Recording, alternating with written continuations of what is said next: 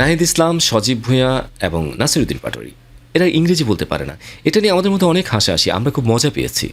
কিন্তু এই মজার কারণটা কি জানেন? কারণ এই তিনজন ছাড়া বাকি আমরা সবাই খুব ভালো ইংরেজি বলতে পারি। এবং এটা যদি বাস্তবতা হতো তাহলে আজকের এই ভিডিওটা খুবই অপ্রাসঙ্গিক ছিল, কিন্তু এই ভিডিওটা খুবই প্রাসঙ্গিক।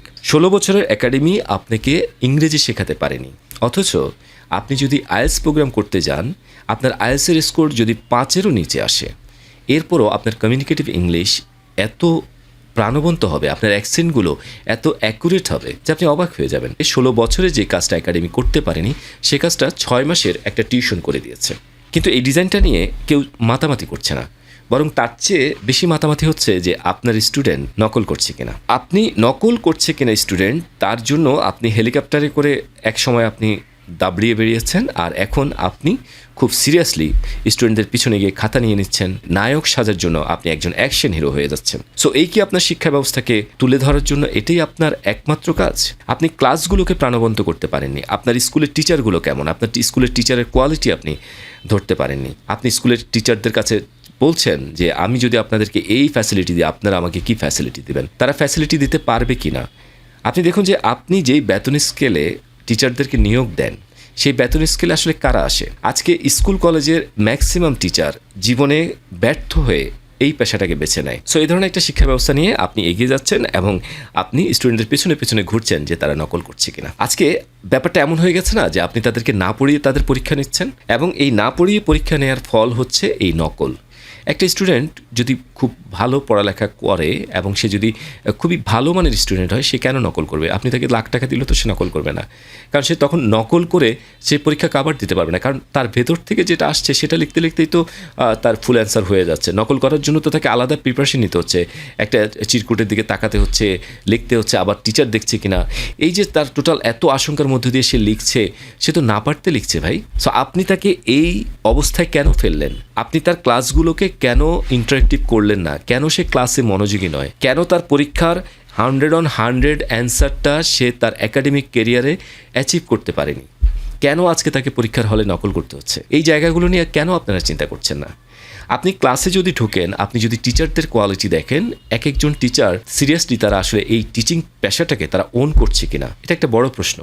আমার একটা সৌভাগ্য হয়েছিল যে আমি একটা ক্লাসের সামনে দাঁড়ানোর সুযোগ পেয়েছিলাম। ক্লাসটা চলছে, আমি ক্লাসের সামনে একটু আড়ালে দাঁড়িয়েছিলাম। আমি যেটা দেখলাম সেটা হচ্ছে যে টিচার মোবাইল ঘাঁটছেন আর স্টুডেন্টরা মাছের বাজারের মতো ক্যাওয়াস করছে, এবং সেই সাউন্ডটা তাদের, সেই ক্যাওয়াসটা যখন একটু হায়ার হয়ে যায় তখন টিচার বলছে, এই বাচ্চারা চুপ করো, কথা বলবে না। এরপর টিচার আবার সেই মোবাইলের দিকে তাকাচ্ছেন এবং বাচ্চারা কিছুক্ষণ চুপ থেকে আবারও সেই ক্যাওয়াসটা হচ্ছে, এবং ক্লাসে সিসিটিভি আছে, এবং এই সিসিটিভি টিচারও জানেন যে এই সিসিটিভি কাজ করে না। সো এই হচ্ছে আমাদের শিক্ষার পরিবেশ। একটা জায়গা তো সত্য যে স্কুল কলেজে ম্যাক্সিমাম টিচারগুলো হচ্ছে তার জীবনের যে প্রত্যাশা ছিল, তার যে প্রিন্সিপাল ড্রিম ছিল, সেখানে ব্যর্থ হয়ে সে পরে এই টিচিংটাকে পেশা হিসেবে নিয়েছে। তাহলে আপনি একটা ব্যর্থ জনগোষ্ঠী দিয়ে আপনি আবার একটা জেনারেশন তৈরি করতে চাচ্ছেন। তারা কি দেবে?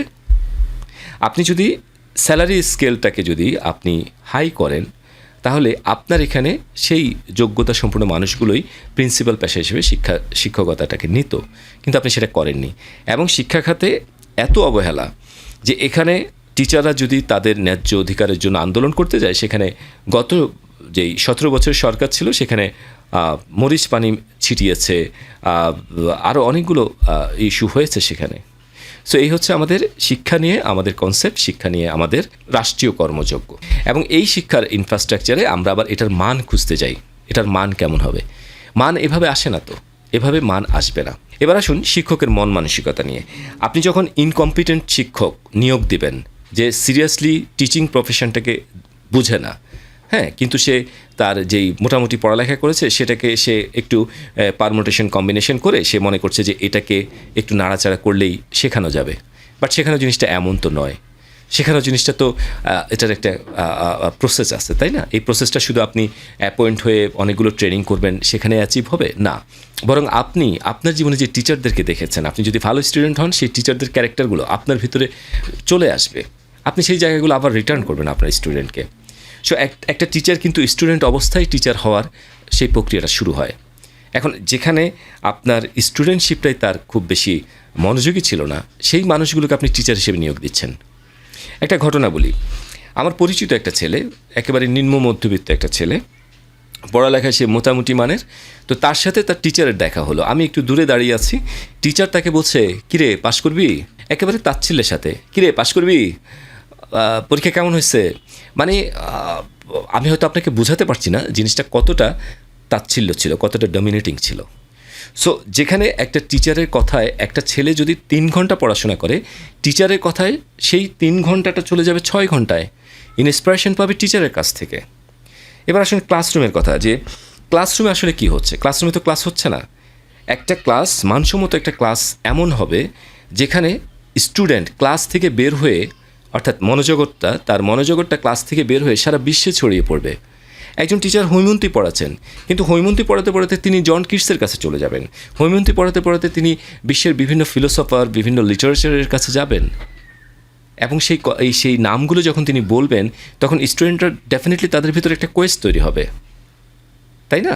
সেই কয়টা নাম স্টুডেন্ট তার একটা লেকচারে পাচ্ছে, কয়টা দার্শনিকের নাম একজন টিচারের লেকচার থেকে বেরিয়ে আসছে, কয়টা ইংলিশ লিটারেচারের যেই সাহিত্যকর্ম, সেখানের যে কবি সাহিত্যিকরা আছেন, কয়টা নাম সে ক্লাসের লেকচার থেকে পাচ্ছে, তার কোয়েস্টটা জন্মাবে কোত্থেকে? সো এরকম ভার্সেটাইল ক্লাসগুলোই কিন্তু স্টুডেন্টদের মনোজগৎ তৈরি করে। সেটা ফিজিক্সের হলে ফিজিক্স বা লিটারেচার হলে লিটারেচার। তো আমরা কি সেই মানসম্মত টিচার পাচ্ছি, যিনি সিরিয়াসলি খুব ভালো লেকচার দেন, যিনি সিরিয়াসলি স্টুডেন্টকে জাগাতে পারেন? স্টুডেন্টরা তো জাগছে না, সে পড়বে কি? তার তো পড়ার প্রতি আগ্রহই জাগছে না। একজন মানসম্মত স্টুডেন্ট আপনি দেখবেন যে সে শুধু বই কিনছে, মানে নন একাডেমিক বই কিনছে। কারণ স্যার হয়তো ক্লাসে জাকলাকার কথা বলেছে, স্যার হয়তো ক্লাসে বোদলেয়ারের কথা বলেছে, রেভোর কথা বলেছে, ওহেলিনের কথা বলেছে, অর্থাৎ তার ভেতরে একটা কোয়েস্ট তৈরি হয়েছে। আজকে যে মুহূর্তে আমি ভিডিওটা রেকর্ড করছি, তখন স্টুডেন্টদের প্রোটেস্ট চলছে, তারা শিক্ষামন্ত্রীর পদত্যাগ চায়। আমি শিক্ষামন্ত্রী পদত্যাগ কিংবা তিনি পদত্যাগ করবেন না, তার কোনোটার পক্ষে আমি নেই। আমার একটাই জায়গা, সেটা হচ্ছে যে তিনি চাইলেই, বা একটা রাষ্ট্র চাইলেই, যে কোনো রাষ্ট্র থেকে যে কোনো ধরনের সিস্টেম, মডেল, ডিজাইন তিনি হায়ার করতে পারেন। তিনি সেটা কম্পেয়ার করে তার বেস্ট যেই জায়গাটা, সেটা নিয়ে তিনি কাজ করতে পারেন। সো আমাদের টিচারদের কোয়ালিটি, আমাদের টিচারদের ইম্প্রোভাইজেশন, এই জায়গাগুলো নিয়ে অনেক বেশি মনোযোগী হওয়া উচিত। স্টুডেন্টদেরকে দোষ দিয়ে, এটা আসলে আমাদের পুরনো খাসলত। আমরা সবসময়, বাবা মাও তাই করেন, যে যখন ব্যর্থ হন একটা ছেলেকে, একটা মেয়েকে মানুষ করতে, তখন তার ঘাড়ে দোষগুলো দিয়ে দিচ্ছেন। এই বাচ্চাদের দোষটা কি? এই বাচ্চাদের নকল যারা করছে, তাদের কি আসলে কোনো দোষ আছে? একবার ভেবে দেখুন, তাদের কোনো দোষ নেই। তারা হয় ঘরে তাদের পরিবেশ নেই, অথবা তার ইনস্টিটিউটে পরিবেশ নেই। সো পরিবেশটা অ্যাসিওর করুন।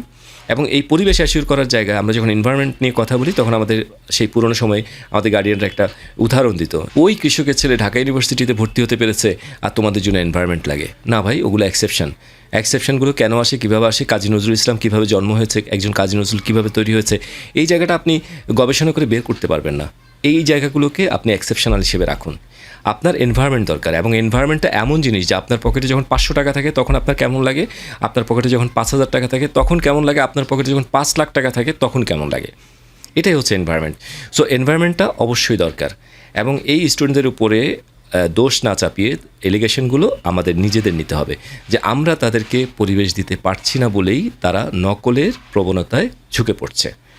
তাদের ক্লাসগুলোকে অনেক বেশি ইন্টারেক্টিভ করতে হবে, তাদের টিচারদের কোয়ালিটি বাড়াতে হবে, এবং এই শিক্ষা ব্যবস্থা এবং শিক্ষার মান নিয়ে আমাদের অনেক বেশি চিন্তা করতে হবে। আমি সাদাত হোসেন। আজ কথাই হোক ভালো বন্ধুর এই চ্যানেলটিতে আমি নিয়মিত কথা বলছি মাই ইলিউশন এই সেগমেন্টটিতে আমি কথা বলবো বাংলাদেশের রাজনীতি, কালচার এবং সিভিক সায়েন্স নিয়ে। শোনার আমন্ত্রণ রইল, এবং আজকের আলাপ এখানে শেষ করছি। ভালো থাকবেন।